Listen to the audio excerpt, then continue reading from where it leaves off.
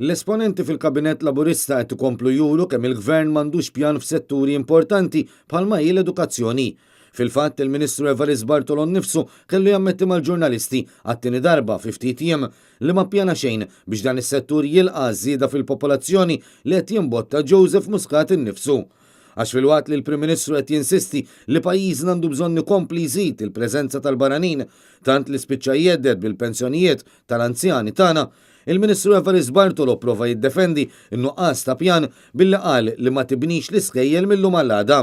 Il-Ministru tal-Edukazzjoni kienet wieġeb mistoqsija dwar jekk il-containers li jagħmel fatt ta' lokalitajiet biex l-istudenti jkunu malma fihom kienux is-soluzzjoni faċli tal-Gvern minħabba żieda fil-popolazzjoni u kif ma nbnewx biżżejjed skejjel biex laħħaq ma' żieda fil-popolazzjoni. Ma taħsibx li forsi xejn ġustifikat tal-kritika li ma nbnewx biżżejjed skejjel biex nlaħħu kemm kibret il-popolazzjoni fl-aħħar snin? Ejja, ma tibniex l-iskejjel mill-lum għal-għada ta' Mistoqsi dwar jekk il-containers li qed jintużaw bħalissa u se jieħdu post l-idea ta' skola ġdida kull sena, il-Ministru dawwar id-diskors. U ħej replejsew l-iskola kull sena, għaliex intu kontatti li. replacjaw skola kull sena. Għadna kemm ftaħna Marsa Skala, rajta inti ta' Marsa Skala. Ta' Marsa Skala rajta l-iskola, naħseb ta' min tasal sem ta' u tara jekk ix container. Iżda li ma qalx il-Ministru Bartolo kien li biex jibni din l-istess skola, il-Gvern Laburista sab is-sodda lesta għax Gvern Nazzjonalista immexxi minn Lorenz Gonzi kien diġà pjana l-bini tagħha sa minn qabel l-elezzjoni tal-2013. Fi frar ta' dik is-sena, il-Partit Nazzjonalista kien wiegħed li se jkompli bl-impenn ta' bini ta' skola ġdida kull sena u skont dak il-pjan fl-2019 kellha tinfetaħ l-iskola ġdida f'Marsa Skala.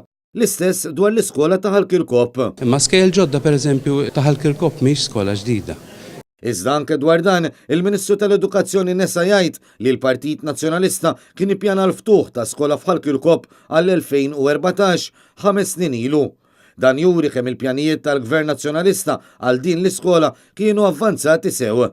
Sa dan it-tant dwar il-problema tas-sigurtà fl-iskejjel u l-karba kontinwa tal-Unjen tal-Għalliema biex l-edukaturi jħossuhom siguri, il-Ministru qal li jekk hi problema żgħira u tkabbara tagħmel ħażin. Jekk hija problema żgħira u tkabbara tagħmel ħażin. Evarist Bartolo qal biss li għadhom għaddejjin id-diskussjonijiet mal-MUT u qed jittieħdu l-passi.